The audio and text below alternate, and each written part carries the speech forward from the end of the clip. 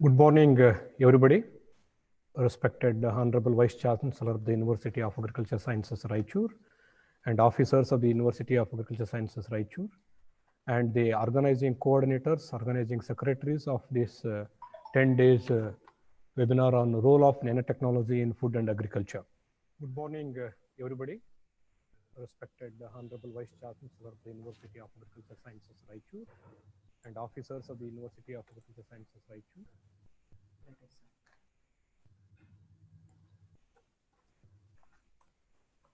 We are here for fourth day for the role of nanotechnology in food and agriculture. So thank you very much for all the participants, even you made the Sunday for this particular webinar session.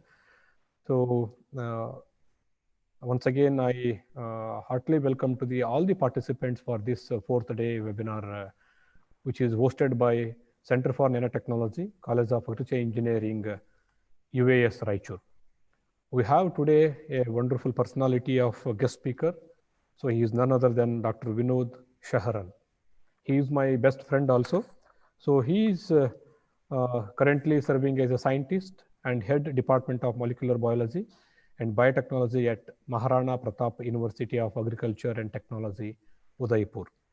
He has received Israel Government Fellowship for his PhD research at Ben Gurion University, Israel, during the year 2003. He did his postdoctoral during the year 2007 at Agricultural Research Organization, ARO, Volcani Center, Israel. He has guided more than 20 master students and 6 PhD students. Currently, he is working with various nanomaterials for their application in plants. He is having 2 DBT project and 1 DST funded project in collaboration with government of Iran. His laboratory is also collaborating with Washington University in St. Louis, USA.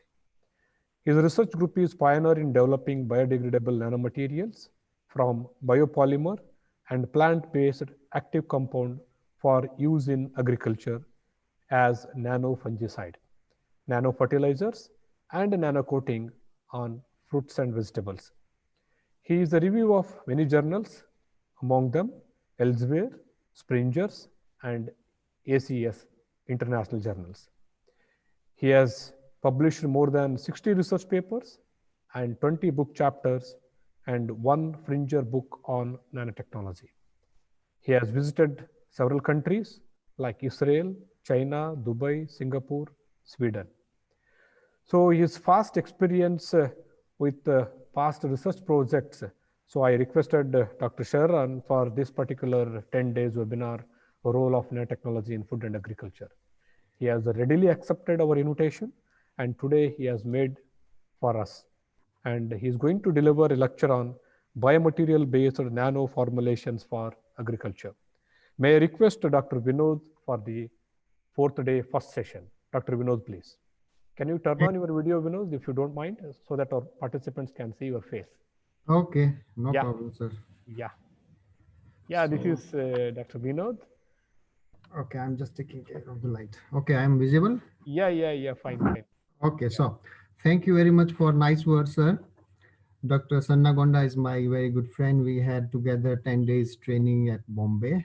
And from there onwards, we have a very good interactions. I really thankful to US Raichur Honorable Vice Chancellor, Director Research, Dr. Uday Kumar, sir, and finally, Dr. Sannagonda for organizing such a nice 10 days webinar. I think I really appreciate that I could see that about 20% from industry has been accumulated in this webinar, and that is good for, because in nanotechnology, we must have a strong instrumentations to apply the things properly in the plant. So I think I am audible properly. I should start and share my presentation, sir. Yes, sir. If you don't mind, can you share your slides? Yeah.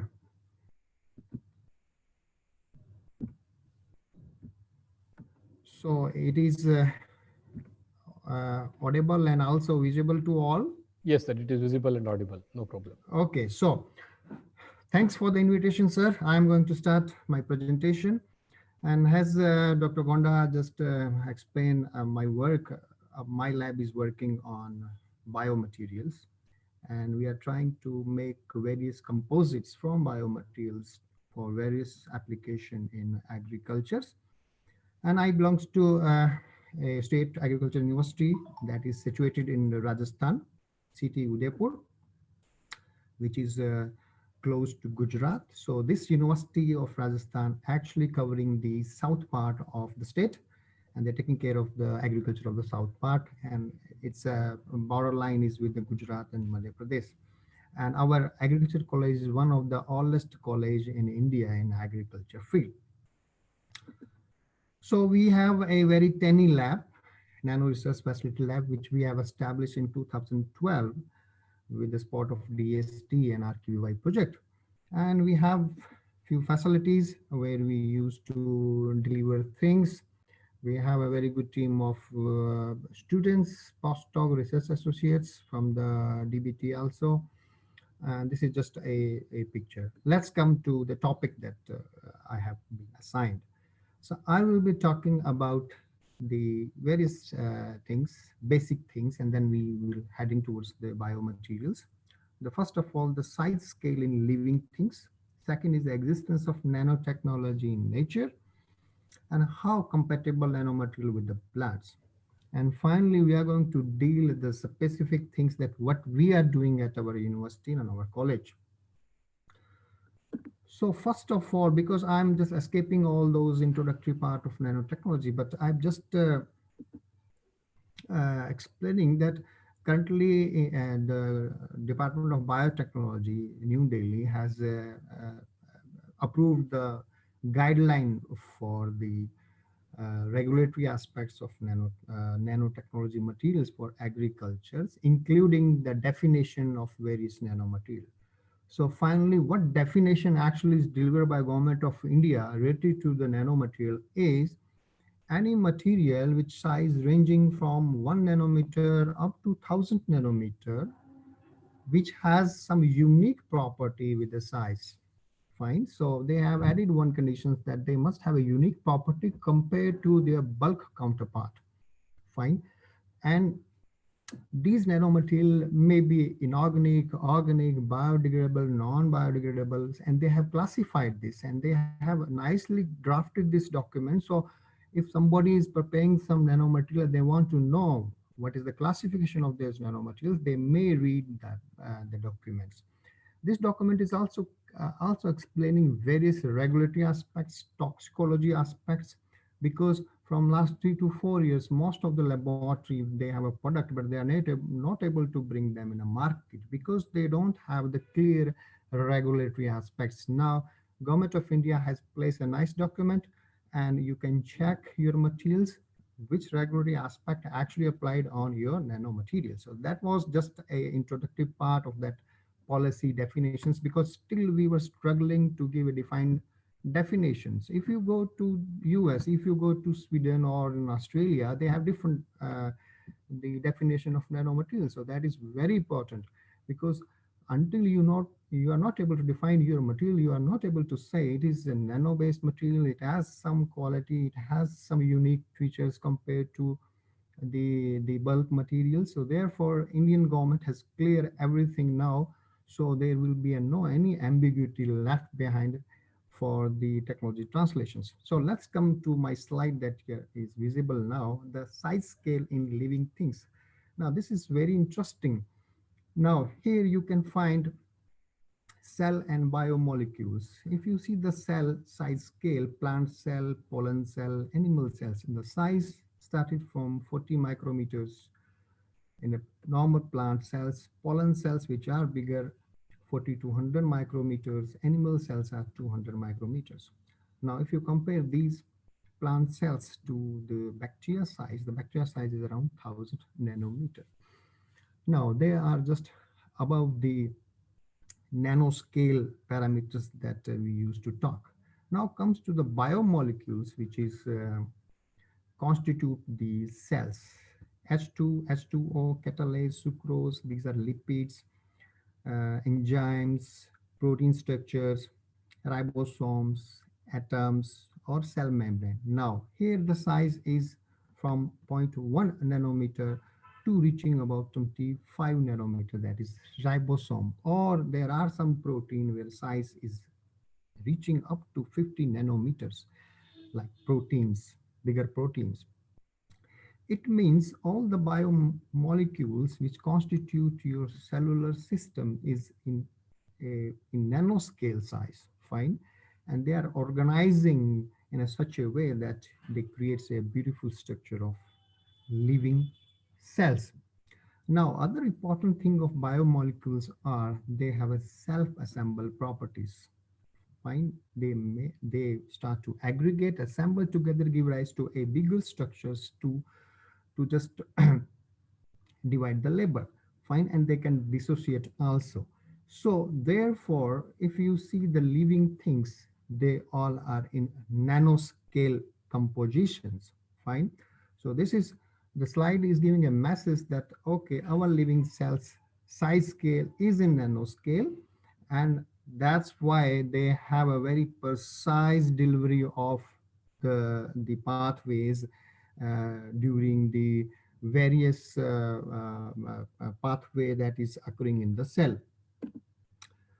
Now, almost all events, pathways, all biological activities come through nano in the cells. You have so many examples like nucleic acid synthesis, photosynthesis, protein synthesis, signal transduction, muscles contractions, natural opening in the cell. So if you see one by one, you will find they are a nice example of self-assembled the biomolecules. Biomolecules come together and start to synthesize, like photosynthesis. You have carotenoids, you have thylakoids. They are arranged in very precisely symmetric structures in a nanoscale. Protein synthesis is also a unit where amino acids come together and deliver a nice protein structures. They are all like ribosomes. They come 50 unit, 30 unit come together in a nanoscale size. That unit is around 50 nanometer of the whole bunch. Signal transduction, most of the receptors present on the cellular surfaces, they are in nanoscales, and like in actin and myosin is also the same examples. So therefore, there are plenty of examples, and these actually pathways are actually work on nanoscale. Now that was the part of the internal things.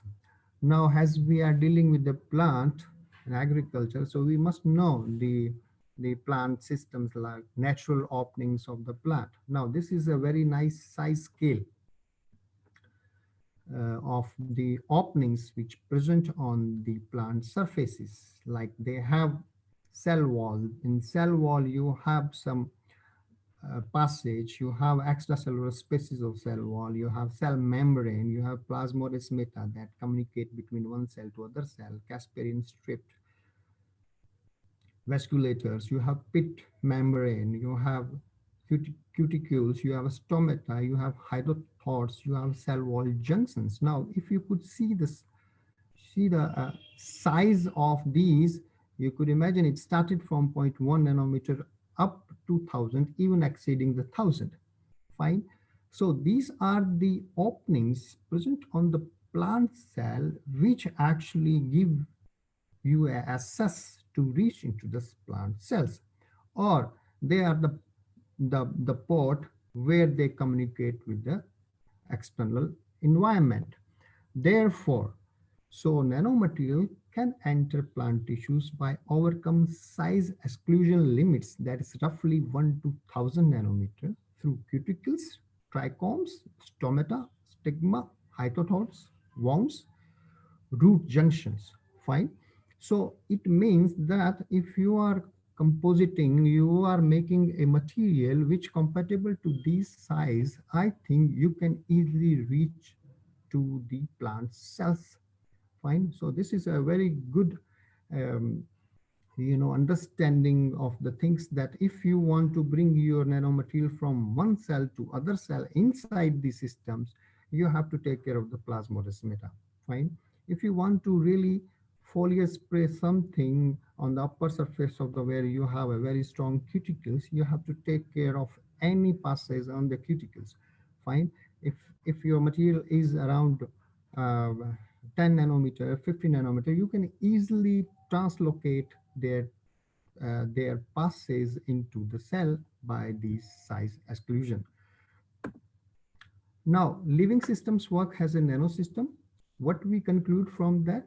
We conclude nanostructures are more interactive to cells as compared to bulk or larger size structures. So that is the first message, and this is just a understanding to everybody who is not expertise in nano, or they are want to go into nano. So this is the most important thing, the size. Fine.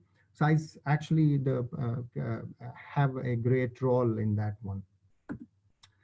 Now there are some examples in nature which I don't want to explain much, because most of us are very much familiar about that. So in nature you have plenty of nanomaterials available, which deliver so many, surprising things like lotus surface, super hydrophobic nature. That is because of the nano viscous present on the surface of the leaf, and that gives a super hydrophobic phenomena to the water. Like one of the very good examples of antibacterial nanoscale outgrowth, which is present on the shark, and that not allow any algae bacteria to grow on the surface. And that is a very good examples of the nanoscale material which is present in nature.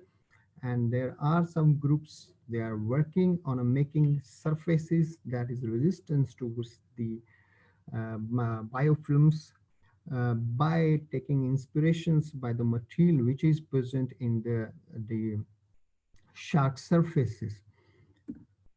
Likewise, this is a very typical examples of the paintings, that it contains some emulsions of silver which has a different size, and different size give rise to a different color, like red color, yellow color, or even you have a white color. So that depends on the size of the material.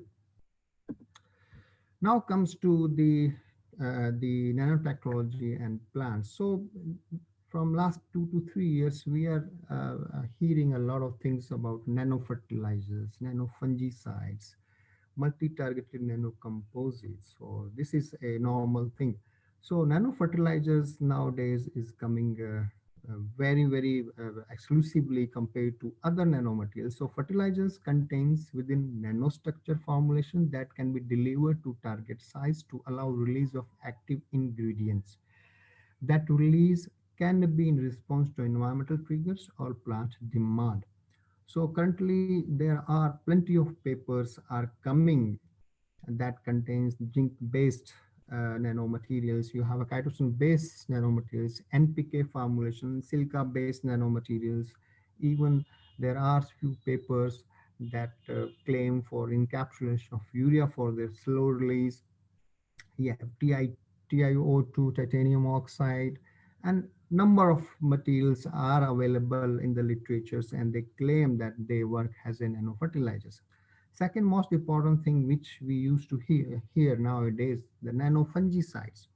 The nanoformulation contains nanomaterial having antifungal activity or antifungal compounds encapsulated in nanostructures, or bulk antifungal compounds converted to nanoscale. Now, nanofungicides, two-way is there in a synthesis of nanofungicide. First of all, if molecule has a fungicide activity, so you convert that material into nano. Or second way is that if you have a fungicide material with you, you can encapsulate them in a closed structures to make it control or slow release fashion, so it can work for longer time, and it can work only when it is needed. Now in two ways you can make or synthesize nanofungicide. So you could find a lot of things in literature, like mesoporous silica nanoparticle is really play a very important role, because it can encapsulate so many materials, and it is also very compatible to plants. You have SiO2 nanoparticles, you have silver nanoparticle, gold nanoparticle also being used, but they are not so effective. They are not economical for agriculture as per se.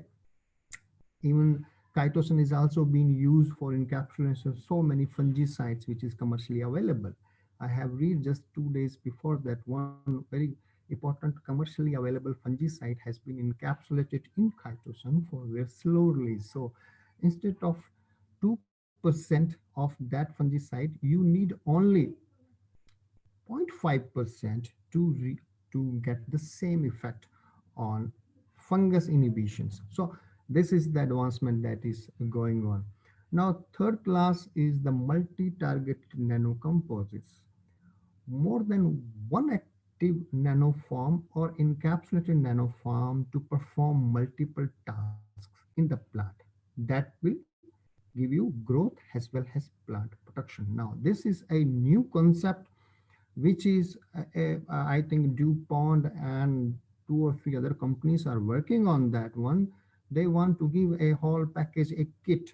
That kit provides you in a one shot a micronutrients, macronutrients, and also they protect your plant from the disease. So that is the multi-targeted nanocomposites, which has more than one active ingredient in a way. So farmer can use only the one materials at a time. They need not go for a variable applications of growth regulators or fertilizers. Now in this class, chitosan has been used by two or three groups. You have mesoporous silica has been tried a lot, and you have carbon nanotubes. Although carbon nanotubes has some toxicity, reports, because most of the material, if you are applying on a plant, they may seep into the food materials. Fine. So these are some of the things which we used to hear every day whenever we are talking of nanotechnology, like nanofertilizer, nanofungicides, multi-targeted nanocomposites. Now, this is an important thing that all the viewers, they should once go through to these two documents. That is for safe handling of engineered nanoparticles, that is present on in the DST site, that is nanomission sites. This is a PDF form that is guidelines and best practices for safe handling of nanomaterial in research laboratories and industries. That gives you a precise guidelines how you may deal your nanomaterial synthesis and handling in your laboratory. Fine. The second document recently published that I was talking about, that is the guideline for evaluation of nano-based agri input and food products in India. That defines the nanomaterial very nicely. Now you don't have any ambiguity of the definition of nanomaterials. They have nicely classified nanomaterials based on the active ingredients, based on the matrix that is used for that one, and based on the method that you used, either chemical, physical, or biological. They also provides a guideline for the regulatory aspect, what kind of regulatory things you have to deal before bringing into the market. So those students, PDF fellows, or scientists must go through these two documents for proper understanding of the nanomaterial. Now I'm moving towards the challenges that we have to face in coming years. Now that is the global challenges for agriculture, and India is a part of that. So we all know that population is an issue, and with that you have a global warming issues. Now that accumulate for us a food security issues by 2050. Fine.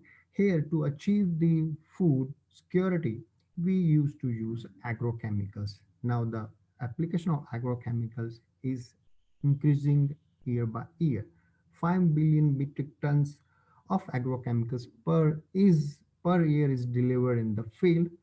That gives you okay production. They really give you a productivity. This is true, but at the side way, they're also polluting your air, water, and soil, and for long term your soil health is also deteriorating. So we can't expected that in coming years, if you are increasing every years the agrochemical application, you may get a yield increasing way. Maybe at the one day we are going to lose this also.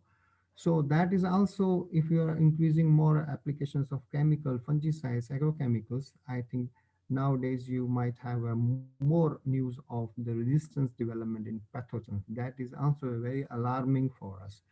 So what message from this slide is simple, is that we have to reduce the chemical load in the nature, and agriculture can play a important role to reduce the chemical load in nature.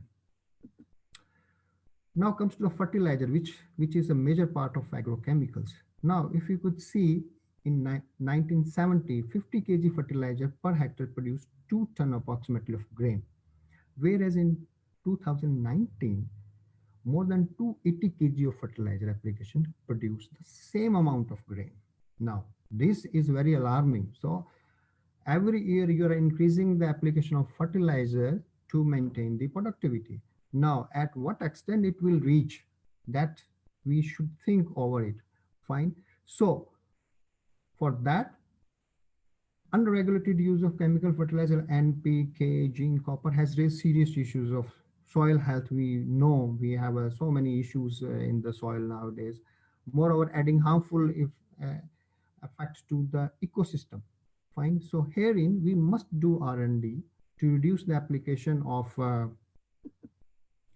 conventional fertilizer by smartly manage the plant growth by delivering slow, controlled release of nutrient, enhance the internal plant strength to absorb more precisely the available nutrient from the soil. Now, as we are every day we are talking about the nano fertilizer. So this is a issue that we have to deal in coming days to reducing the chemical application in the field by managing the macronutrients to the plant in such a way that we may reduce the application of conventional fertilizer by 10%, 20%, 30%. We know that it is not possible to remove all the fertilizer application from the field, because plant needs so much amount of nitrogen and phosphate that cannot be delivered by the other than the soil application. You can't do this in the foliar applications, but by managing the things, smartly managing the things, by providing a particular time frame, a macronutrient or nutrient, you can manage it, you can reduce the application of fertilizers or agrochemicals. Now, other important issue of agriculture currently that we are facing is the post-harvest losses. Fine. So post-harvest losses, we are talking every day that, okay, we need to increase the productivity or production, but we still, can't see that whatever produce that you are producing is actually not reaching to the market. We are losing around 20 to 30% of our fruit and vegetable mostly.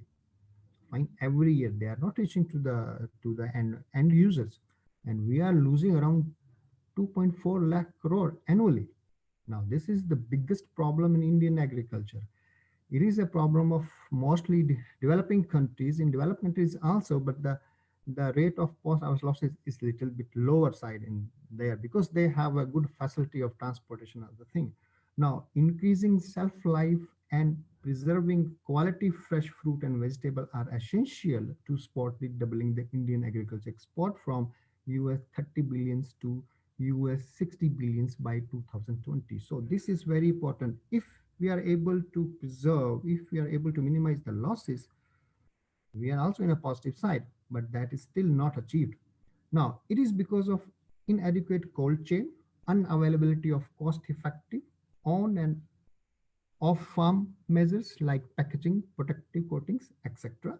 So most of the farmers, they are facing a lot of problem. They are producing a 1 quintal, but they are losing it around 30 to 40 kg of the produce before it reaching to the market. So that is also a problem, because it also increased the chemical load to the environment. So excess use of agrochemicals for pre and post harvest application incur cost, reduce the quality, marketability of vegetables and fruits. So we have two important issues. First is the which is interconnected to each other, that okay, we have to reduce the agrochemical application in the field, fine. And other thing that is that we have to minimize the post harvest losses. So what message is coming from these two slides? We have to reduce the chemical load in the nature. That is also a important aspect that coming out from these two important issues. Now, conventional fertilizers, which is an important issue, what actually is a specific problem? Use efficiency. Most of the fertilizers that we are using, 20 to 40% material is not used by plant. It is just seeping into the environment. Fine. Now, what problem that creates? That is because of the burst release. The antagonistic effect, deficiency of other nutrients. One nutrient is surplus, other is deficient. Finally, the productivity is lower. Feedback inhibitions of metabolic pathway. If you are going to supply a more zinc or more nitrogen, there is a feedback inhibitions. You are going to lose the other nutrients. And also because of this problem, we used high dose every year. That at the cost to the farmer, disturbing the soil fertility, and also give hazardous to the environment. Now, what could be the savvy solutions? What are the solutions that we can work out? Now, increasing the functionality of fertilizers.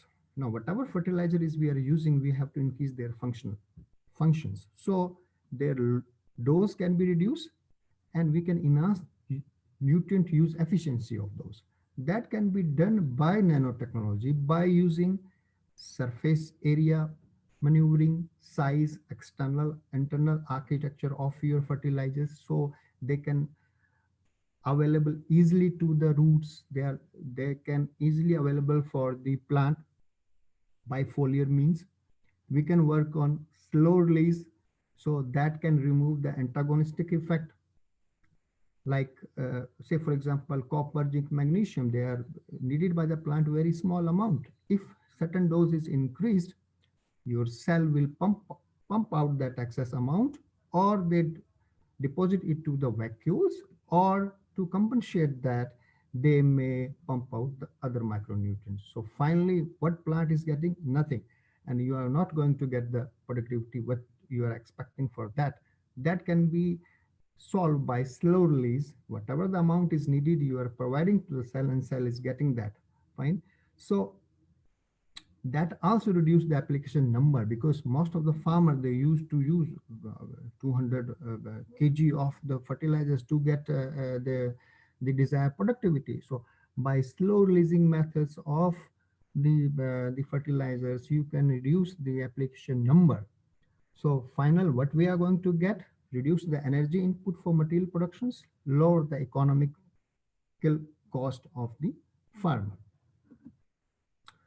Now here, what I was talking about, the functional fertilizers.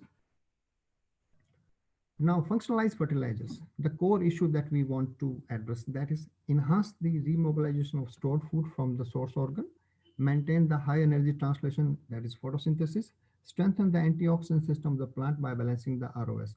Now, whatever fertilizer that we are using nowadays, that is NPK, fine, that is just that is a primary requirement of the plant. But one part we are missing still. We are not able to precisely maneuvering the internal physiology and biochemistry of the plant, like source activity, sink strength. Fine, that is play an important role for the enhance the productivity. Fine, that can be done by making the fertilizer functionalize in a such a way that they can wholesale control the cellular homeostasis of the plant for increasing the productivity. Now, my lab is working on bioactive materials, and we have selected natural bioactive materials like chitosan. We have selected some micronutrients like copper, zinc, silica, Fe. We have also selected some essential oil component that is present in the oil, that is act as a defense mechanism, or they have a very good bacterial antimicrobial activity. We have selected some plant glycosides, and we are also selecting some organic acids naturally present in the plant to deliver something to remove some of the issues that we are facing. So first of all, I'm just going into the chitosan. That is, I think everybody's who is dealing with the nano technology, they are knowing about the chitosan.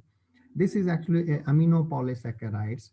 It, this is not much different from the chitin and cellulose. The difference is only the NH2 group.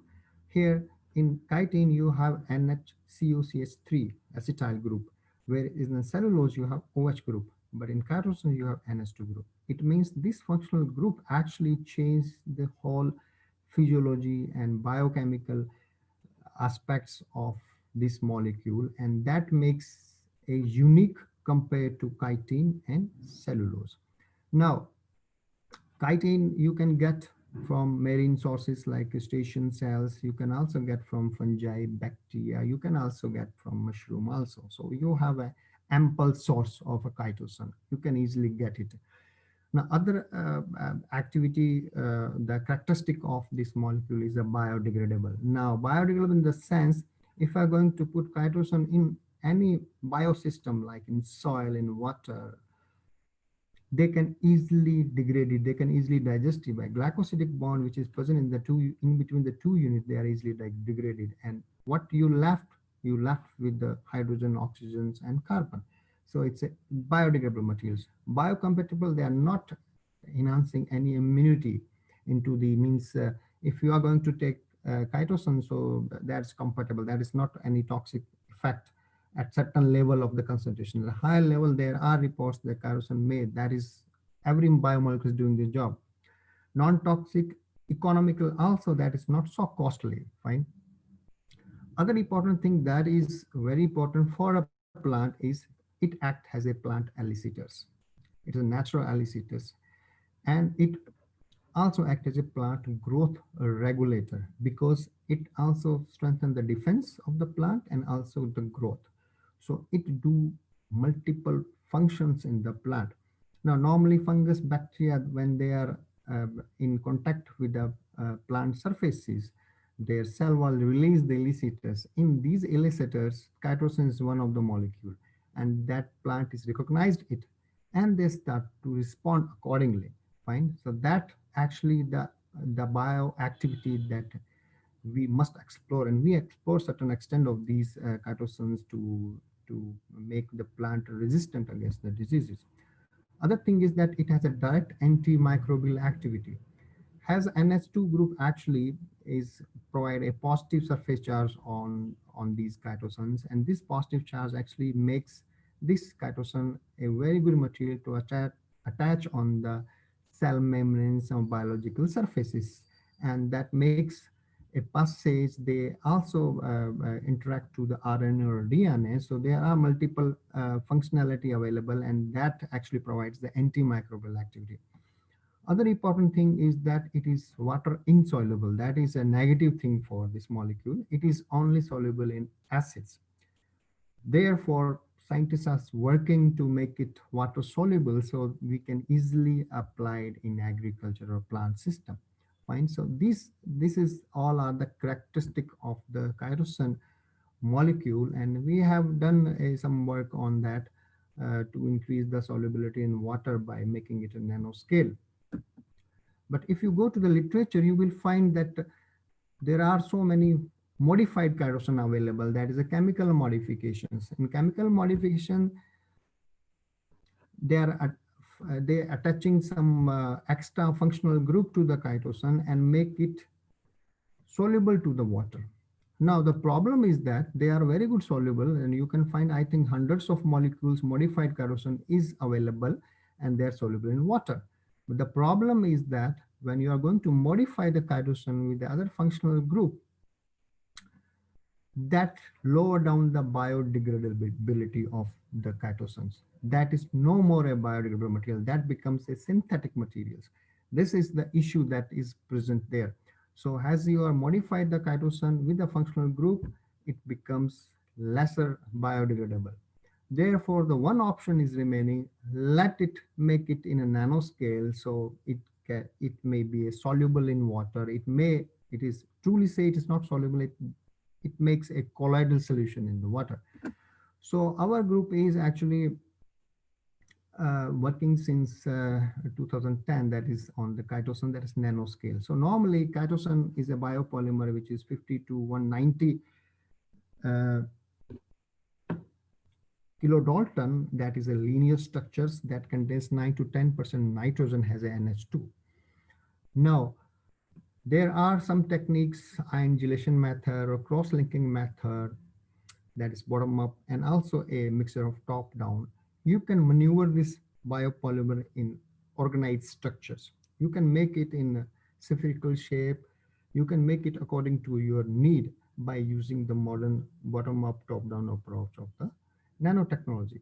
Now here we can customize the chitosan by size changing, porous surface area, and also the surface charge on the molecules. Fine. If, say, for example, you need a very high charge on the surface because you want that your material should stick on the membrane, so you need to increase the charge. Fine. That is maybe 30 millivolt, 40 millivolt. So it can attach more nicely to the surfaces. If you want that surface charge should be less, then you can also play with that. So you can do by using bottom-up, top-down approach, you can customize your chitosan in nanosymmetric structures. Now here you could see in our lab we have explored this chitosan-based uh, uh, materials as a nano fertilizers by uh, making composites with the copper, with the zinc, with the silica, with the Fe. Also magnesium is also we are doing a job. So here, what we have standardized, that is different size, 150 to 400 nanometer size of material we have developed with the different concentration, encapsulation efficiency of copper, zinc, silica, Fe, and the surface charge that I was talking about, that is very important for the stability of the nanomaterial, also their biological activity. So that is from plus 20 to plus 36 millivolt. Other values, that PDI polydispersity index, that is a technical term that is defined that your particles are in similar size and shape, present in the, give a very good homogeneous colloidal in the water. So that gives you a very homogeneous also. Encapsulation efficiency means how much amount actually encapsulated into these structures of these macronutrients. That is 70 to 90%. That is also we use to characterize, and we deliver these things as a nano fertilizers because it provides a micronutrient. It also provide a macronutrient because, as I told you, that chitosan also contains the nitrogen source. And during this synthesis, we use sodium triphosphate that contains TPP, that contains the phosphate. So it contains phosphate, nitrogen, and also the micronutrient that we use to encapsulate the material. So as a whole, we used to claim that it act as a unit which provides you a amount of nitrogen, phosphate, also the micronutrients. Now, what is the mode of application of these materials that we are working on that? So we have two options here. We used to use seed treatment and foliar application. Now, seed treatment is very important. Mostly we used to avoid seed treatment sometime, but seed treatment, what we experience since long, it's important. It gives you initial a vigor growth of your seedlings. Establishment is very vigor, so that finally give a input into the productivity. Now when you are going to treat these nanoparticles to the seeds, what you will find that seedlings seed vigor index is high, and you have a good remobilization of your reserve food. So compared to the control, the seedlings are better performer. Other important things are foliar applications. Now here we avoid any type of soil applications. We are only applying the foliar applications. Now, foliar applications at a particular stage also. If you say, for example, if it's a nano fertilizer and you want to supply the micronutrient or macronutrient to the plant, and you want to hit the the reproductive stage, so you have to apply during the reproductive stage. Or if you want to hit grain filling stage, you apply the materials close to that site. So at a particular time, the material will reach to your plant and it will really add to your grain.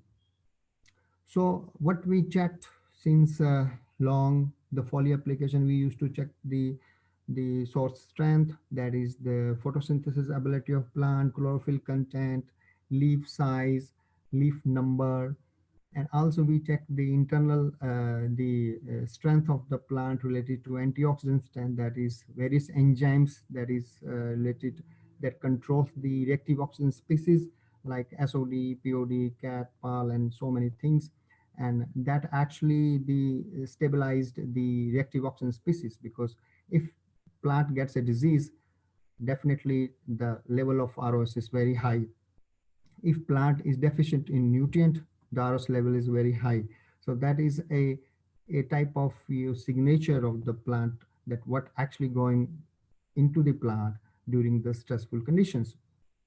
Now, other thing that we checked also, the when we are applying these the materials on the plant, we want to check the how it affects the physical strength of the plant. Like in most of our experiment, we found that lignin content, suberin content, they also play a important role to give a strength to the plant against the disease infections, and also the other abiotic stress. Other thing we check that how actually these foliar application affect the source strength, like photosynthesis ability, how much actually the photoassimilates that are synthesized and they are translocated towards the grain. If your material is actually accelerate the translations of the conversion of sucrose to starch or starch to sucrose, I think that is good, and you will get a high zinc strength and source activity, and that finally add to your productivity. Now, what I explained, this is one of the examples that how actually it looks. So you can see the chitosan, the structures here, these three units, they are attached to glycosidic bond, and here another one.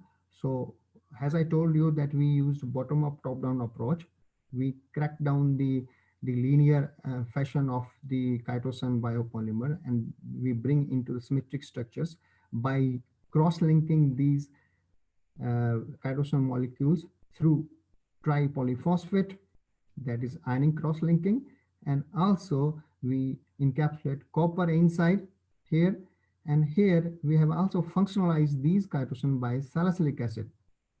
So this is the whole structure, a one unit of the fertilizer, which contains chitosan, contains tripolyphosphate, contains a copper, contains a salicylic acids. So here, what we claim, what we found in the study, that chitosan has contains the N, TPP contains the phosphate, it has a copper, it has a salicylic acids. So all together, they work very nicely to various aspects of plant. Like when you are going to foliar applied, you check the source activity. The source activity actually is handled by the internal antioxidant strength of the plant, chlorophyll content, food remobilization. Fine. How much food actually synthesized and remobilized to from the leaf to the stem towards the grain. So sucrose translocations. Other thing is the seed treatment. Now, when you are going to do a seed treatment, that boost the seedling growth, and you will have a earlier vigorness in the seedling. So all together give rise to a good plant growth and good yield. Now here, what we use to play salicylic acid. Salicylic acid is a very important organic molecules which actually boost the plant signal transductions and strengthen the plant against the abiotic and biotic stress. So this is what I am talking at initially, that we need to work on functionalized fertilizers, where not only nitrogen, phosphate, but we must supply something which also strengthen the other part that work in accumulations. And you will get, with a lower concentration, you will get a higher effect. Like there's another molecule that we have that is also a salicylic acid formulations. Here you could see these linear structure, they are chitosanes, and we have encapsulated salicylic acid into these structures. And that formulation actually developed against a particular disease in the maize, that is the PFSR disease, that is a fungal disease. Fine, because that actually reduces the yield of the maize up to 40 to 50%, because it infects the stamp, the junction of root and stamp, and it blocks the vascular systems, and your plant start to die during the grain filling stage and during the initiation of flowering stage. So what we have done here, we encapsulated the salicylic acids and we used as a seed treatment of foliar applications, and we check all the aspects of up to field, and we have tested for 2 years in the field and we got a very good results. Now this research actually give us a new platform. So we developed the last slide that I explained, the composite of copper and salicylic acid, to get a boost for the growth. Fine. So this is actually we developed for as a nano fungicide come growth regulators, but here it is just like a fertilizer. Likewise, we have another very good formulation, that is chitosan and zinc nanofertilizers. And this is a very good formulation that we develop, and DBT has given us a project to bring this material to the farmer field. And this year we are going to start this one. So what we claim from this formulation, that we could get a increase in grain yield from 20 to 39%. Fine. And the grain that we got also has a zinc rich grain, which has around 41 to 62 microgram per gram of dry weight of grain. Now here what we use the same mode of applications, the foliar application seed treatments, and it contains only zinc. So zinc is a very important micronutrient. It is around 40% of the enzymes which is present in the plants, it acts as a cofactor. So how much, it regulate the plant metabolic pathway. So if plant gets a sufficient amount of zinc, I think it gives the all type of strength to the plant, either it's biotic stress, abiotic stress, or also for the productivity and also in a reproductive phase of the plant. So we checked so many things here. We checked how many actually the photoassimilates travel to the stem to the grain. What is the level of antioxidant defense strength of the plant? What is the level of the Scandi depositions of Scandi molecules like lignin, suberin in the stamp? Because most of the disease like PFSR disease is actually infected the stamp here and block the translocation of food, and you will lose the plant after the flowering stage. So this is also a very good materials, and I think we hope that in the coming years this is going to be play a good role in agriculture.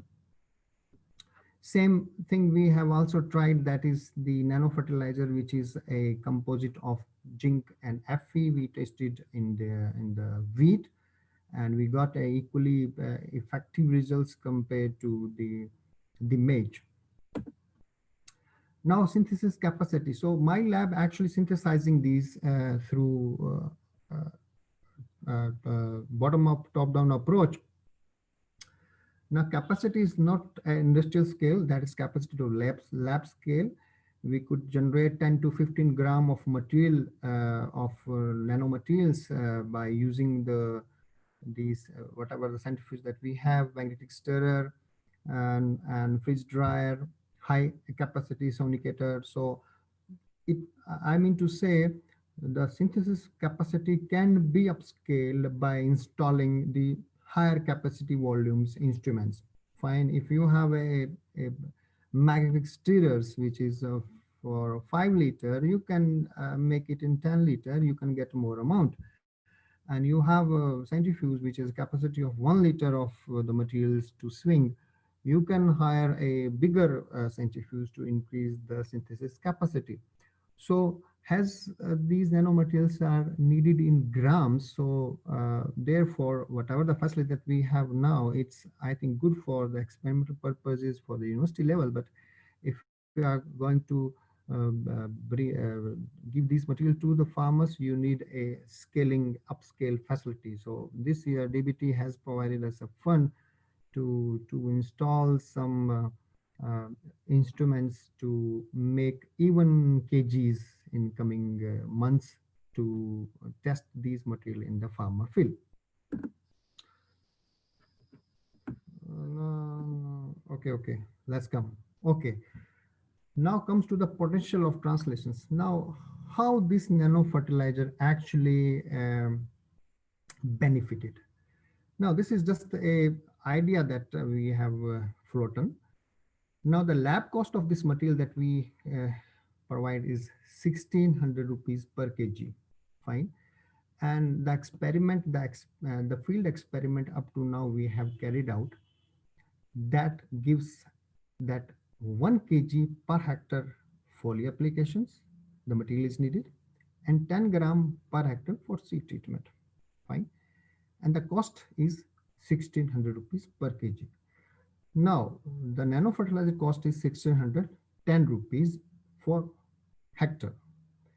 If the labor cost for foliar application seed treatment, you put 1000 rupees, or other input cost, you may put like 2060. That is the cultivation cost. So, if you are going to apply the chitosan nano fertilizer here, we are practicing normal fertigations with the NPK and other thing. This is the addition of that. Fine. So if you are going to get a 15% more yield, fine. And if you see you have a average 30 quintal per hectare, fine. So you are going to get 4.5 quintal per hectare extra amount, extra yield. And if you are going to calculate with the MSP, that is 1700 rupees per quintal, a farmer could get 5040 rupees per hectare extra. That is the net profit to the farmers. Now this profit is with the cost of that conventional fertilizer. Fine. So if you are using the same doses of fertilizer that farmers are using, and you are adding this chitosan nano fertilizer extra as a foliar seed treatment, you are going to get this benefited. Now here scope is a lot to improve this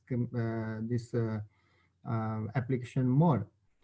Either you can increase the little dose, and other side you can decrease the dose of the conventional fertilizer. Let's see what is that. So this type of combination we are going to apply for that DBT project.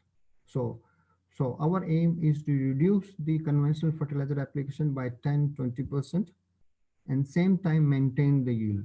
Fine. But that should not cost to the farmers the input cost.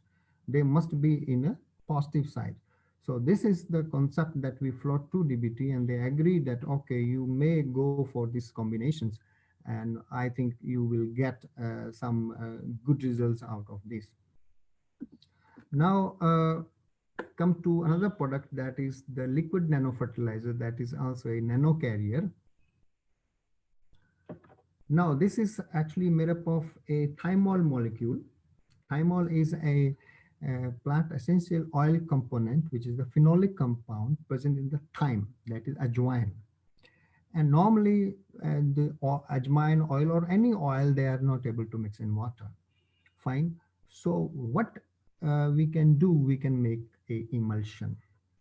Emulsions are many types, like nano emulsions, you have macro emulsions. If you're going to make a nano emulsions, I think you have done your job, because nano emulsions work very nicely, fine. But achieving a nano emulsion is also a challenge. Their stability is also a challenge for any scientist who is expert in emulsion technology. I'm not an expert, but we manage with the help of our collaborators, the chemistry and biochemistry peoples. So if you could able to make a emulsions of oil, because oil contains a very good bioactive compounds, essential oil components, you can effectively use it in agriculture with a low dose. Otherwise, you need a very high dose. So we have developed a thymol-based nanoemulsions. We prepare two type of formulations. One is the emulsion that you can see the white color. It contains thyme, the thymol molecules, and also a surfactant, that is saponin. And this is the pure thymol based nanoemulsion which we have used in the soybean crop, because soybean crop is infected a lot of by viruses, by insect, and it's very hard crop to handle. And we found that these emulsions work very nicely in soybean in our experiment. The second formulation that we developed, that is, we functionalize these emulsions by zinc. We attach, we dock these zincs on the saponin molecules, fine, and encapsulate the thymol inside these structures. Now, it acts as a antibacterial, antifungal, as well as it also provides zinc to the plant. So it acts as in a both way. It provides the zinc and it also provide a protection to the from the diseases. So further, we also maneuvering these molecules by attaching the copper, Fe, and other thing, that is the need based. So this is a liquid formulations. Whatever I explain that the chitosan, those are dry materials. Fine. Here, this is a liquid formulation that we develop. The percent that is effective, that is 10 to 20% effective. You can mix in water, you see treatments, foliar application. The cost is very low. It is cost around $1 per liter.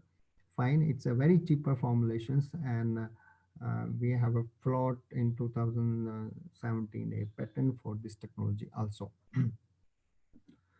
Now come to a very important aspect, that is uh, post-harvest losses I was talking, fine. And this is research we have started 3 years back. And this idea actually floated by one of my collaborator, Dr. Ajay, and we have succeeded some extent, and we have delivered one patent also in this one. So we float a concept that let's wrap your vegetable or fruit by nanocoat, or make a nano net over the fruit and vegetable to protect them from the post-harvest losses. Now, simple science is there. Stem scar, cuticle wax, lenticels, and aquaporins. These are the openings present on the fruit or vegetable. Whatever things coming out, whatever things going inside through these only, or any physical injury, fine. So you have to take care of these openings, fine. Now, we all are experienced that when we are going to purchase fruit from the market, like apple, you will find a wax coating there. And if you scratch it out, you will feel that material is coming out. Now, this concept is that it makes a nano net over the fruit, but you are not able to visualize it. You are not able to, if you are going to scratch it, you can't find anything because it is nanoscale, fine. So how actually it works. So this is actually a cuticle on the surface. This cuticle wax is there, and this is the pericarp and epidermis, which is present in all fruit and vegetable. Now, what happened, because they have a pore, fine. So fungus, bacteria, they start to deposit on the surface and they start to go inside, fine, and they cause disease, they cause rotting, or if there is any physical injury here, they are easily passes inside. And when there is any physical injury, you are going to lose the moisture, the respiration rate is high, fine, and that cause the shelf life is decreasing of your fruit. So what we claim here, we makes the chitosan based composite, which is a composite of a calcium and copper. And we wrap the tomato with the formulations, just simply dipping into the solutions. And we found that it makes a nano net over the surface of the tomato. You could see the structures here. This is a net type of structure. It is not choking the fruit. Actually, it makes a net. Fine, that is just a natural netting of things, because if you see the ultrastructure of the cuticles or epidermis, they are not evenly chalk the surface. They have a symmetric passage by which the plant, the fruit do the respirations and exchange of the gases. The same thing is also doing by this, but it is in a nanoscale size. So it precisely prevent CO2, O2, and S2 exchange. So it will uh, prevent the moisture loss. It maintains the firmness, and it also protect. It gives a shield over the fruit for microbial infections. Fine. Normally, if your fruit is not wrapped, it is normally is keeping like this. You have microbial infections. You have a higher respiration rate. CO2, O2, S2 exchange is very high, and in few days, your the weight of your fruit is decreased. So these actually the nano netting a barrier we have developed, and that gives a very good we claim here that up to 15 to 21 days you can save your material based on the humidity that is done on the tomato, and we want that now this formulation or technology we may extend to the other fruits or vegetables. We choose tomato as it represent mostly fruit and vegetables, and the surface is also very oily, and it's a challenge for us that how chitosan materials stick on the surface. So this is another very good aspect of the research that our lab is working. Now, in that post-harvest losses experiment, we checked microbial decay, we checked physiological weight loss, we check the respiration rate, how actually this nanonet actually prevent the respiration rate, how it maintain the firmness of the tomato, and how it acts on the titratable acidity, total soluble solids, reducing sugars of the fruit, lycopene content, ascorbic acid content, how it acts on the polyphenol oxidase, how actually it affects the lightness, the red, green, blue, yellow values. And finally, we also checked organoleptic score. And we also additionally we checked that how much amount actually seep into the fruit, and we found that the level of the copper that is seep into the fruit is not exceeding the toxicity level, because the copper that is used in this formulation is encapsulated into nanostructures. And we claim that this is a type of a edible coatings. Initially, we didn't claim this, but after receiving the DBT guidelines, that chitosan, whatever the chitosan has been used in any nanomaterials, that is the biocompatible and biodegradable. If the things are biodegradable and biocompatible, then they are safer for use. Therefore, now we claim that this is the edible coatings. Has it is a nanoscale wrapping over the fruit, so chemical load is very minimum, very minimum. So you can simply wash it and you can eat it like that. This is the claim that we made in our patent. Now, currently, our lab has floored 3 patents from different technologies that we have. And these are some of the publications that our students research fellow has done since last 5 years. And currently, my lab is having one, we are awaiting a DBT project that is on nano fertilizer. Still, we are waiting for the financial approval. Other things, we have one DST project that is Indo-Iran. Others, we have a DBT project. I have one research fellow with me, Dr. Aruna. She is taking care of the DBT project. And we have research linkage with the Western State University, St. Louis. We have a collaboration with University of Megara that is in Iran. We have very good collaborator, Dr. Ajay from Haryana Agriculture University. We have also collaborations, but that is just a technical expertise, that is Indian Institute of Soil Science, Birla Institute of Science, BITS Pilani, and we have good collaboration with Terry also.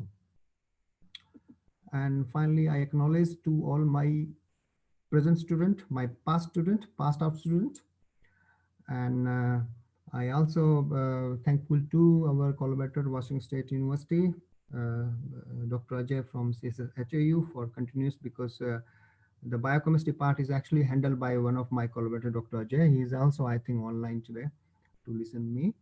And this is all about of my laboratory, my work.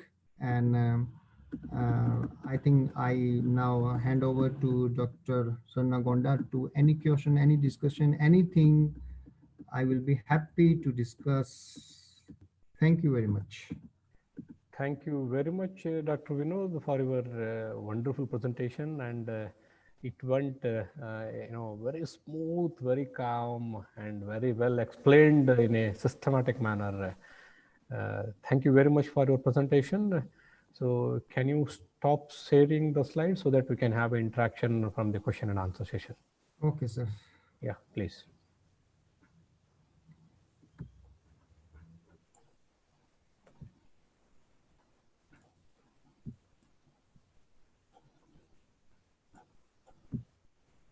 Stop sharing. Yeah, stop sharing. Yeah, I think, yeah. Yeah, done. Yeah. Sir, shall we start the question and answer session? Yeah, yes. Permission? Yes, sir. Sir, what is the bioavailability of nanofertilizer? Bioavailability Yes, sir. means you are talking about the foliar or soil. Probably it may be a soil, sir. Okay, soil is a problematic thing. Fine, you have so many factors in the soil which affect the integrity of your nanoparticles. Fine, you have different pH level, you have different biologicals in the soil. So if you say I have a 20 nanometer of nanofertilizer, I am putting in the soil. How you are going to say that it stay with the same integrity and same size, because your micro environment is something different. So it is very hard to claim the bio availability through soil application. What this is what I read and what I assume. Sir, how about the application safety? Applicant safety, this is the issue. This is really a great issue, and that's why the DBT has floated the guidelines. And yes, if you say, for example, if you have a nanoparticles and they are actually interacting with the soil microorganisms, and they may be toxic, more toxic than the conventional fertilizers. So that is an important issue that you have to deal before bring any material into the market. This is the important issue that we have. They have a toxicity. This is for sure. Yes, sir. How to trace nanoparticles in plant system, like any coloring agent or dyes need to use for tracing nanoparticles in plant system? Yes, sir. This is also very good questions, and this is a future research, because we have to say that your material is reaching to xylem, phloem, or root over. So, if say for example, if you have a material which is compatible to fluorescent markers, fine. You tag your nanomaterial with a fluorescent marker, and you can check their translocation by fluorescent microscope. Fine, one thing. Other thing is that if your material is not compatible to fluorescent markers, now you can take the sample of your tissue by hours, by phloem, from phloem, xylem, from leaf or leaf shape or roots, and go for electron microscopy. Fine. If you find some traces, you can check, okay, our material reaching to this site. Fine. But it's very hard. If you say you have a zinc nanomaterials and you're applying foliar and you want to track the zinc, now, sometime what happened, zinc is in non-ionic form in nanoscale. When it reaches inside the system, it becomes ionic. So you are not able to check because it is not in nanoscale now, it is ionic form. But indirectly, you can check by concentration, by finding the concentration of zinc into various tissues after application of your nanomaterial. This Yes, is sir. what's, yes, sir. Yes, sir. Is it possible to fulfill the plant nutrient requirements only through nanofertilizers? No, sir. At present, if you are going to ask me, no, because the amount that plant need, like nitrogen phosphate, you can't supply this through nano, because you have to finally apply into the soil, which we are using urea. Fine. So now the concept is that something we can supplement by foliar and something reduced by the soil. So at present, I think it is not. I think I could not see that the conventional fertilizer may be replaced totally by nano fertilizer. It may not replace, maybe the concentration or dose we can reduce up to this stage. We don't know in future, maybe we will get some higher technology in which encapsulation slowly is maybe there. And because one thing important for us, that this should not increase the cost for the product, because ultimately farmer will use it. Urea, another thing is, see, okay, we have managed anyway, but nano formulations at this stage, I think we must see the cost and other thing. Yes. Is nanofertilizer can be taken up at large scale at farmers level? What are social, ethical, and environmental issues? Yes, sir. This is important questions which is already explained in that document of DBT. Yes, Fine. sir. But at present, because if if I have a material I am bringing to the farmer field, fine, but I don't have a data of nanotoxicity. Therefore, I have to maintain that is contained field trials. You have to take a mask, fine, you have to wash your hand after applications, and the whatever produce that you are getting from that field, that is not to distribute to the farmer, that is not to use as a food, just you chemically analyze, check them, and the field should be distance from the other places, just like in transgenic field we used to do. If you don't have the nanotoxicological data, this is the guideline that is given by the DBT. So other thing is that if it is coming to the human bodies in contact, yeah, that is also there. So all the nanotoxicology study you have to perform, then it going to the hand of the farmers, fine, they can freely use it. Up to that, you have to only maintain the contained field trial on farmer field. Yes, sir. That's true. So, what about regulatory compliances for the use of nanoparticles in foods?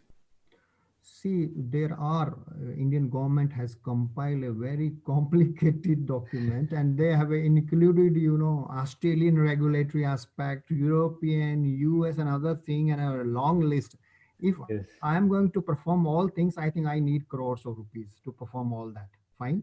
If some government agency is there, we can send the material. Okay, please check all these, the regulatory, the framework designed by DBT. So because this is also true that we must impose a strong regulatory aspect, fine, because if okay, nanomaterial is doing very great job, but after 5 or 10 years, if you are going to get some negative effects on the health and other thing, what happened with the conventional fertilizers, agrochemicals, we are getting a lot of diseases.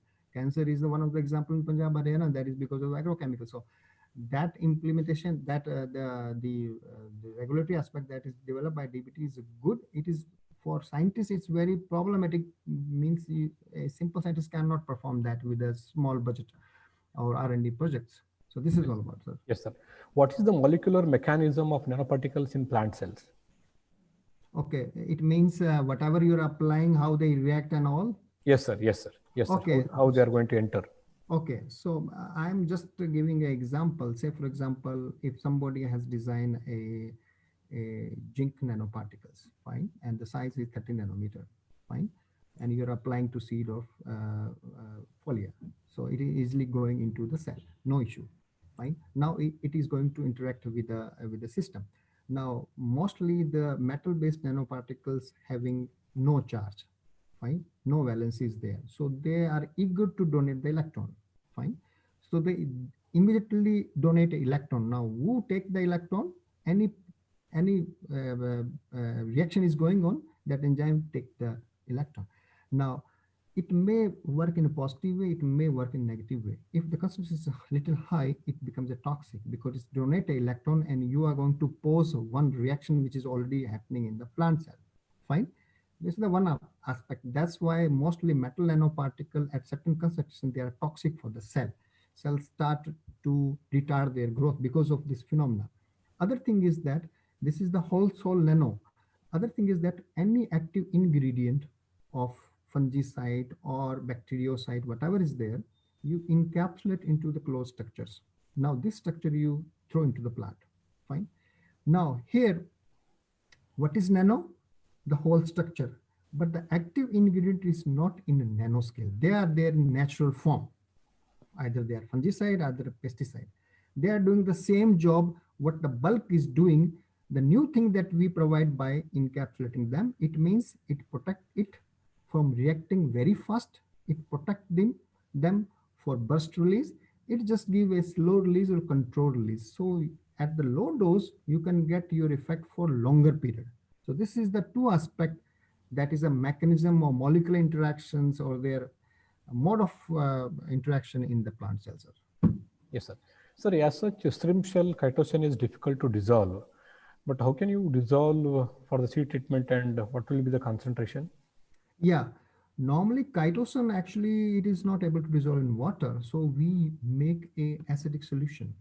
Fine, the pH Yes. is around 5 to 5, maximum 5. If you are going to increase to 6 to 7, it precipitates. So control we used to run like 1000 ppm or 100 ppm, but that is an acidic medium.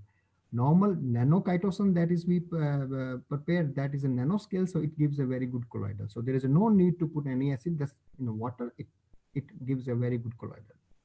Yes, sir. Sir, what is the absorption level in the plants in terms of percentage? Means the chitosan. Chitosan, sir. So that we didn't check, because the problem is that if, say for example, you are spraying 1000 ppm of chitosan, nanochitosan solution on the plant, fine. Now one paper is published, we follow that paper. When chitosan immediately go into the leaf epidermis, crossing the leaf epidermis, fine, it start to degrade by the enzymes, fine. So one paper is published in which they tag this chitosan with a fluorescent marker, and they check the tracking, what concentration actually. They are not able to track the concentration, because chitosan is not a chitosan when it into the cell, because it degraded. So it's very hard that how much amount you applied and how much amount went inside. But indirectly we checked. How we checked? We encapped, because there is a copper, zinc is there inside. So indirectly we check how much copper and zinc or micronutrient actually reaching to the leaf cellular system. We check the amount. So what we applied and what we received, we check that 60 to 70% material is going inside of that copper or zinc, fine. But that is indirectly. But chitosan per se, no. Okay. We are not able to done that at this stage, because it's degraded immediately after reaching to the cell. Okay. Sir, can we maintain the uniform thickness in coating of tomatoes, and after coating, how can we handle in commercial scale?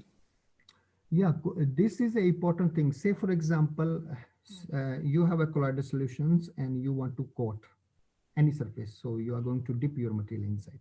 Now, what is the viscosity of your concentration of your material in that particular vessels, and how longer you dip the material? Say for example, we done only 5 minutes, fine. 5 minutes is a very less timing. Why we maintain 5 minutes? And we got that in a 5 minute, whatever the surface, the coating surface is there, the size is around 150 to 200 nanometer, the coating size, fine. If you are going to use higher concentration with the same time of dipping, you will get the more thicker coater, the bigger, maybe 500, 600 nanometer, fine.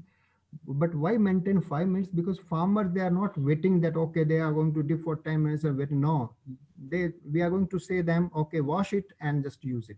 Washing means if 50 kg of tomato they are going to mix in a solution, I think it will take 5 minutes to take it out, because it's a huge amount, fine. So that makes, okay, 200, 300 nanometer size of the coating, fine. And that is only for tomato. Now this vary with the other fruit, vegetable. That is the researchable issue for future. Yes, sir. What are proven comparative advantages of various methods of nanofertilizer application? Sir, pardon me, sir. Sir, Repeat it, your question. Sir, what are the proven comparative advantages of various methods of nanofertilizer application? Okay, what are the different methods for nanofertilizer applications? Okay, nanofertilizer per se. Yes, Okay, sir. fine. See, up to now, what we have read from the review papers and from the industry, because I think in India, the IFCO has developed some nano fertilizers, 3 or 4 copper, zinc, and that, and they are not giving this application to soil. Fine, they Okay. are only apply foliar. Fine, Okay. and maximum, yeah, I think seed treatment is also they applying. Fine, I think 3 to 4 doses of foliar they are using. They are not soil application of nano fertilizer is, I feel it is not a practical thing, because how you claim that nano remain the nano in the soil, because you have a different environment. So I think nano fertilizer up to this date, I think foliar and seed treatment only. Fine. Okay. Okay. Okay. Sir, is there any side effects use of nanoparticles in processed foods? Processed foods. Okay, so this is a very important question, and I am searching the answer since long, because once we were thinking about making a project to submit to the DBT for making some nano preservatives. Fine. So if you see, this is say for example, you have a list of preservative available in the market, fine, and they are in the your fruit juices, your cut fruits, and whatever is there. Now, if you're going to check them, even you check the juice of Tropicana, other thing by DLS machine, you will find that this is a nano emulsion. Fine.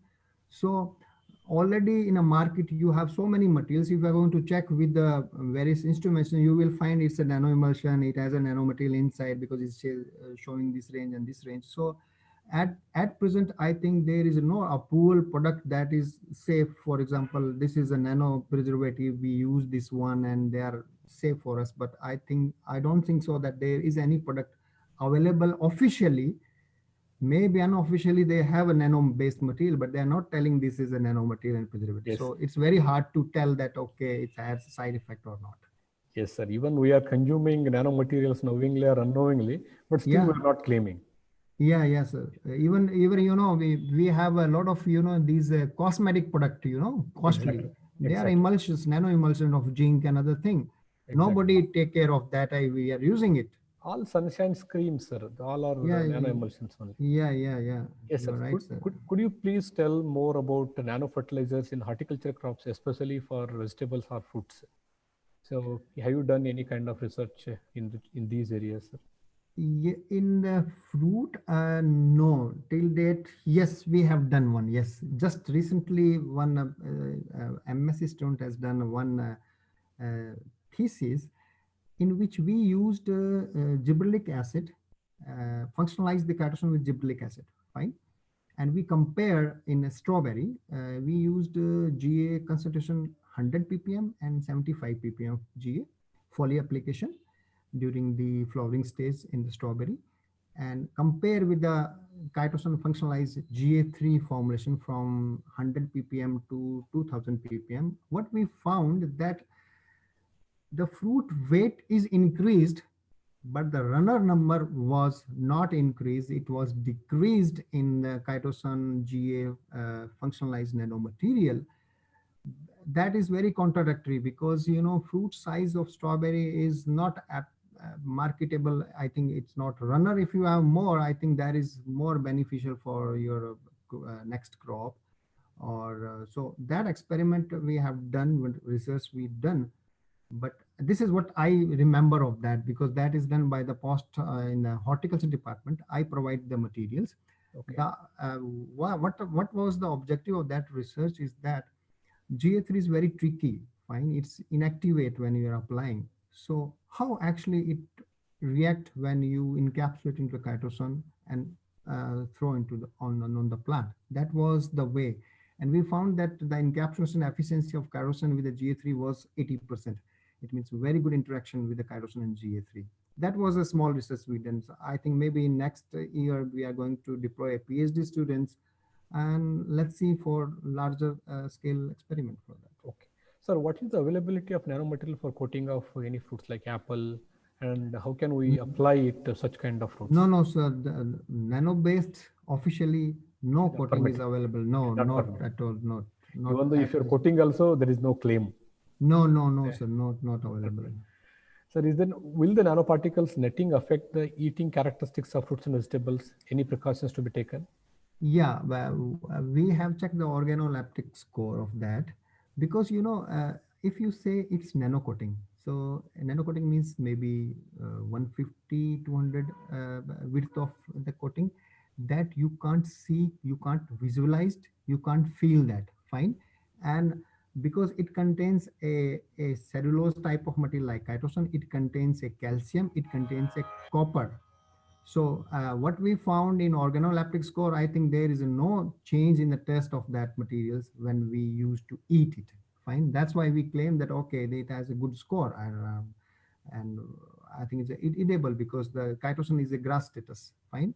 And copper calcium is we used traditionally for preserving our fruit and vegetable. I think you may find that calcium is being used because calcium has the ability to maintain the firmness of the fruit and vegetable, and traditionally it's been used. Yes, sir. Sir, what is the degradation of nanoparticles in soil? So this is a very important thing. You see, if you are putting your nanomaterial in water in pH 7, fine, Yes, yes. you check for 10, 20, 1 month, 3 months, fine. Definitely it will aggregates. When it aggregates, agglomerate and precipitate. Fine. It means they are no nano for in water, even for 10 days, 20 days, 30 days, or 50 days. Like in nano emulsion, we claim 3 months of the shelf life, or maximum 6 months. After that, they start to precipitate, or they come on the floating. Yeah, creaming effect is there. So if you're talking about the soil, I think it's a very complicated. It's very hard to actually the quantify the things is what happening in the soil. If you are saying zinc nanoparticle putting in the soil, it may change to ionic form. So how you are going to check that what amount is shifted to ionic form, what form is stable and all. So it's very hard. Yes, sir. Sir, what is the effect of nanoparticles on beneficial microorganisms? Beneficial microorganism, simple is that if say my nanomaterial is actually antibacterial, fine, for gram positive bacteria. So gram positive bacteria may also have a beneficial bacteria, so they may have the same effect of antibacterial. Exactly. This is what we have to check this before we are applying something to the soil. Yes, sir. The toxicology study, like. Yes, sir. Sir, is chitin-based nanonet easily washed away in water during cleaning of vegetables? See, we tried to do this, but we are not able to do this. How to, check it or record the data? Say, for example, 10 tomato is coated and we put in the water, fine, wash it and take the water for check for chitosan concentration, fine. Now, this is a type of a sugar, a polysaccharide, fine.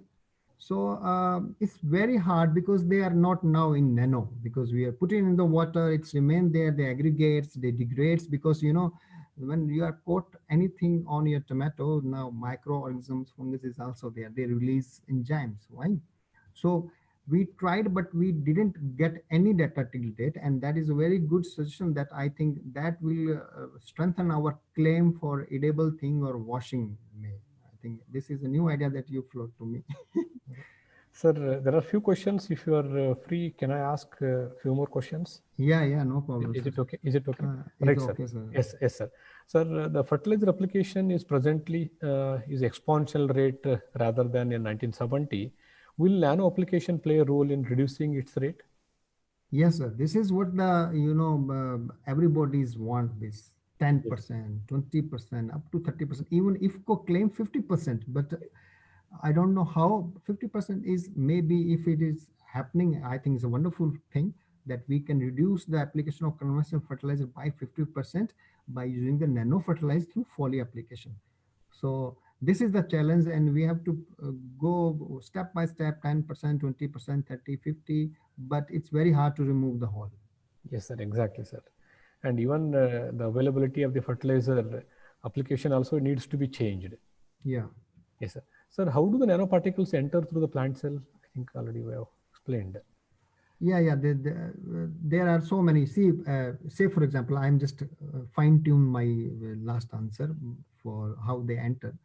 See, you have natural openings, and you have there is no opening because of the cuticle. Fine. Sometime, agar if your nanomaterial is synthesized or it has some characters, it has some functional group, they can attach to the lipids of your waxy layer, cuticle layer, and they make the hole and go through that one, fine. That is another mechanisms, like chitosan is doing this job, because chitosan has a very strong positive charge on the surface. It binds to the phospholipids, it binds to the lipid, and it lyses the surface if it is in a good concentration, and it enter very fastly into cell. This is what depends on the surface structure of your nanoparticle, how actually they enter into the cell.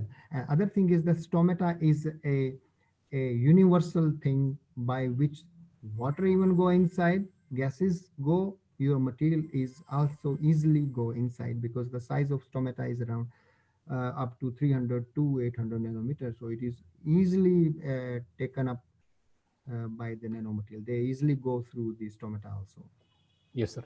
So that presently the herbal extracts are used to enhance the shelf life of vegetables, fruits and vegetables. Yeah, Can nano formulation be developed in this direction to increase the shelf life?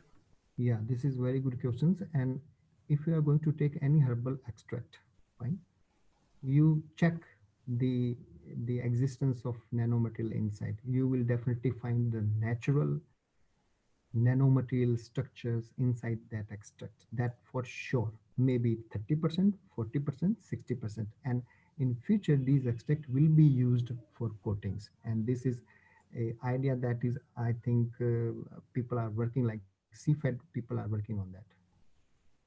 Yes, sir. Sir, is it nano fertilizer is economical, and what will be the Yeah. size?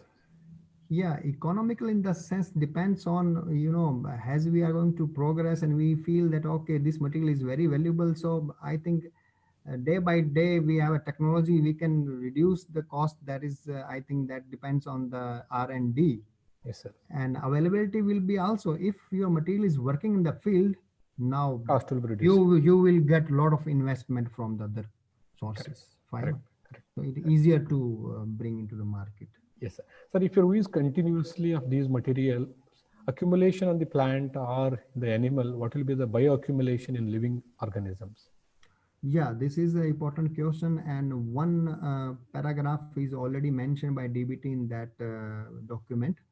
That same like transgenics we used to check the field for coming years to what happening to the neighboring field and all. Same is here, that what is actually the existence of nanoparticle into the plant or food, where they are depositing or they are degrading. So that is a question that is need to be answered properly, so we will remain safe of these nanomaterial in future. Yes, sir. Sir, is there any genome toxicity effect when we treat the seeds with nanoparticles? Yeah, this is genotoxicity study, and that is also a very good aspect, because nano materials, they are very different surface structures.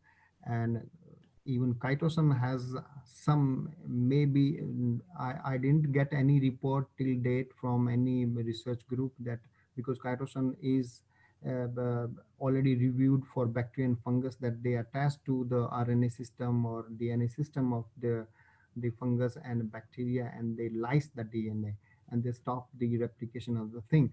So that is a good questions, and genotoxicity is also an important aspect to check for even plant system also. That's why scientists are, or policymaker, they used to say, please avoid the synthetic material to be converted into nano. Nanomaterial, Try to take the biomaterial or some safe material for conversion in nano.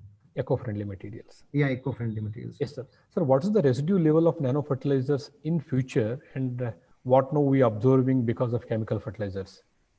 See, this is also an important thing, because if you are going to ask a nanotechnology this question, they say it is used in a very less concentration. So very less means you are using 50 kg, it is using in a gram. So Yes, they sir. say there is no residual effect. Yes. So this is the same. My answer is the same also. Yes, sir. Yes, sir, definitely. Sir, how to select carrier material for formulation of these nanoparticles, maybe in the Mm, soil or yeah, this is really important questions, and carrier is really important for us. And I am looking for a novel carrier, because there is a need. Say for example, like chitosan, fine, it's a very good carrier for everything. But the problem is that if somebody say it's a vegetarian material or non-vegetarian material, so that is a problem, because it's coming from the crustacean shell. If I am going to say कि केंकरे के cover से मैंने लगा के tomato पे लगाया, तो tomato को खाएगा नहीं, fine. yes, So exactly. carrier selection is very important. Carrier should be a non-toxic, biodegradable, and it should not reactive to the surroundings.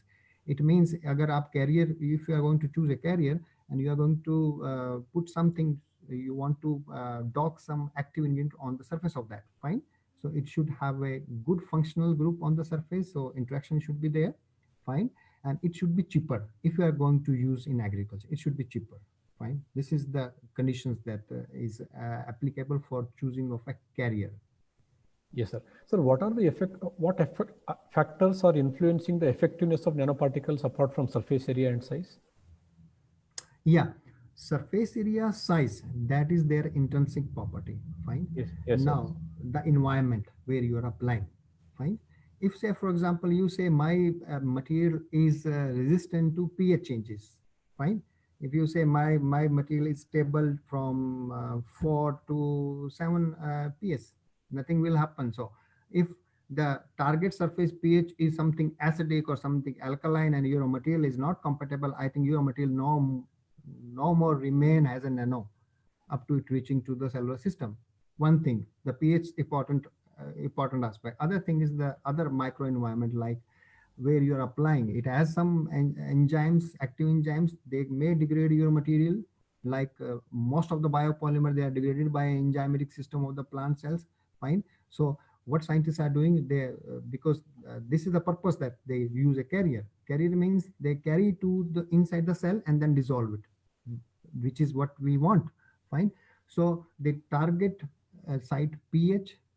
Temperature, maybe people are saying, but temperature of biological system is not a big deal for us because of 37 or whatever is there. So temperature is not, mostly the pH affects a lot for the stability of nanoparticles, what we assumed in our research. Yes, sir. Sir, there is a participant wants to talk to you. Subrat Biswas. Dr. Subrat, can you unmute yourself because you have raised the hand? Dr. Biswas? Dr. Biswas, can you unmute yourself? Okay, I don't know why he has raised the hand. Okay, sir, there are another 2 questions because there are so many questions. Last 2 questions will close the session. Is it okay, sir? Is it Yeah, okay, no, sir? no problem, sir. Please go ahead. Sir, during green, do the nanoparticles enter the nuclear pores? If so, any reaction of nanomaterial with nucleic acids? Yeah, it is 100% possibility is there because the mostly the metal based nanoparticles, they are size less than 100. Even I see a lot of papers 30 nanometer, 20 nanometers, and they can easily go into the through the nucleopores to nucleus. That's why the emphasis is there. Genotoxicity must be studied before bringing any material to the use in the human beings or plant systems. When you are using green nanotechnology for producing the nanomaterials, actually we are avoiding harsh chemicals and we don't increase the concentration of it. Is it remains the same or is it going to change? No, green synthesis is a natural process because we are exploring the natural extract, the enzymes, reductase enzyme that is present in natural extract, and that reduce your metal, and that becomes a nano scale, fine, and beside using the chemicals, fine. Yes. So the positive thing of these green synthesis is that in nature also this process is going on into the plant. If you are going to take a leaf and grind it and check the existence of nanoparticles, you will definitely find the nanomaterial inside that one, maybe in less concentration, fine. Yes, So this is true that, okay, chemical synthesis is a little bit harsh and green synthesis, okay. But the problem is that green synthesis, the upscaling is maybe a challenge for green synthesis and yes. stability. And also there are some issues are there in green synthesis, but the technology is good if somebody is reaching to the stability, good stability level and upscaling process and that. Yes, sir. So this will be the last question. Is it possible to manage the nutrient requirements of crop entire by nanofertilizer instead of using in bulk quality like urea? Yeah, sir, this is a good question. Nowadays people are working on nano enabled fertilizer. They are taking urea and they are functionalized urea with other nutrient like zinc, copper, fine. They are coating the urea in such a way that some functional group is still stay on the surface and they can dock the zinc, copper. So this a composite type of thing. First they provide a nano of zinc and copper, and once they used, you will get a urea to enter inside, fine. So this type of thing is going on, and I think in the future we will get some product from this type of phenomena. Sir, Dr. Prasad sir wants to talk to you. Dr. Prasad, Yes. can you unmute yourself? Dr. Prasad? Yes, sir. Yes, sir. Yes, sir. Good afternoon. Yes, sir. Good afternoon, sir. Yeah, Dr. Vinod, actually, this is a nice presentation. Yes, sir. Sir, hello. How are you, sir? I know Fine, you. sir. Thank you. Yeah. Yeah. I had a small question. It's not a question, just I want to clarify myself. Uh, Actually, talking about the nano fertilizers. In fact, which part of nanofertilizer is actually nano? Either ingredient or carrier or both? Okay, in my research that in my presentation, na? Yeah. Actually, we are talking about the nanofertilizers, no? Okay. So nano fertilizer maybe in two way we can use. First, nitrogen, potassium, zinc, copper itself convert into the nanoscale. Fine. Yeah. Okay. Now the active ingredient that is nitrogen, copper, Yeah. they are in nanoscale. Fine. You understand? Yeah. Other aspect is you are going to encapsulate these all in one carrier. Fine. Or encapsulate unit. Here all these nitrogen, phosphate, and they are there in a natural form, but the Yeah. carrier is a nanoscale. Fine. Okay. Say for So, example, zinc sulfate. Fine. Zinc sulfate we use as a micronutrient. Fine. When okay. you are going to mix in water, they are in ionic form. Fine. Okay. Ions are much smaller than nano. Fine. Yeah. If you are going to take this zinc and encapsulate in some carrier, and the size of carrier is 200 nanometer, so here your zinc is naturally ionic stage, but your carrier is a nanoscale. Now what carrier is doing, it releases slowly the zinc to the environment. No. After entering into the plant system, it releases, or outside the plant system itself, it is started releasing slowly. See, Which if part is? that depends on carrier characters of your carrier, how carrier going to react. Say for example, if carrier is not digested by the enzymatic system of the plant cell and is very stable to the pH, ionic strength of the, it will not move. Before you apply, you have to check all things in vitro, and then you are going to check in vivo that how actually it reacts with the pH, how it reacts with the ionic strength. Fine. Then you may apply to the plant. Okay, same will be happening there. Fine. That depends on the carrier characters, where actually it releases surface or inside your cell. Okay. Actually, just I'm wondering to designate anything as a nanofertilizer. Okay. If somebody is calling, even the carrier itself should be in nano, so that it will carry some of the ions required, so that it may be called as nanofertilizer. Or otherwise, some people are claiming that carrier may be anything, but it should contain ingredients in nano form. Um, Okay. so there's a lot of confusion in that. But anyway, actually it's a nice presentation, Dr. Vinay. Seeing Yeah. you after a long time. Thank you very Okay. much. Thank you, sir. Thank you. Yeah. Thank you. Thank you, Dr. Prasad, for your Thank you, interaction. sir. Now we are going to close the session because we have so many questions and Yes, sir. questions. Dr. Vinod, on behalf of the University of Agriculture Sciences, Raichur, and all the participants and Center for the Nanotechnology, for your wonderful presentation, started with around 11 o'clock. We're almost 1 hour 50 minutes. So wonderful explanation, even interaction session also. So if any things in the feedbacks or in the chat box, definitely I'll share with you and will let you know the answers for that. So once again, I extend my sincere thanks for your Sunday. We made us for a wonderful day for us, because Yes. Sunday people will have their own busy schedule, but even though you have made this Sunday for the 10 days our webinar, role of nanotechnology in food and agriculture. So Yeah. thank you very much, Vinod. Thanks, sir. Thanks. Thank Thanks you. a lot. Thanks a lot, Dr. Sarna Gonda. I think this Sunday is really very interactive to us, and I met you after so long, and I also met to Dr. Prasad. And last time we met in Fab in Delhi, and Yes, sir. it's really interactive, and I really get so many idea from you also, and I also float so many idea to our youngster students, the PhD fellow scientist, and I think if anybody have any questions, they can interact me anytime for any clarification. I'm happy to reply of anything of that. Thank you very much, sir, for inviting me for this presentation. Thank you, sir. Thank you, sir. And good day, sir. Good day for you. So this is the announcement, small announcement to the participants. So we have a afternoon session at sharp 3 o'clock, and please join with us for 2:50 p.m. So we have an application specialist, Dr. Karthik Balasubramanian from Thermo Fisher. He is going to explain on XPS, that is X-ray photo electron spectroscopy. So it is one of the advanced instrumentation and let us know the application of these XPS in the field of application of nanotechnology in food and agriculture. So thank you on behalf of the University of Agricultural Sciences and the Center for Nanotechnology, joining with us in the morning session of fourth day role of nanotechnology in food and agriculture. So thank you one and all. Stay home, be safe, and good day.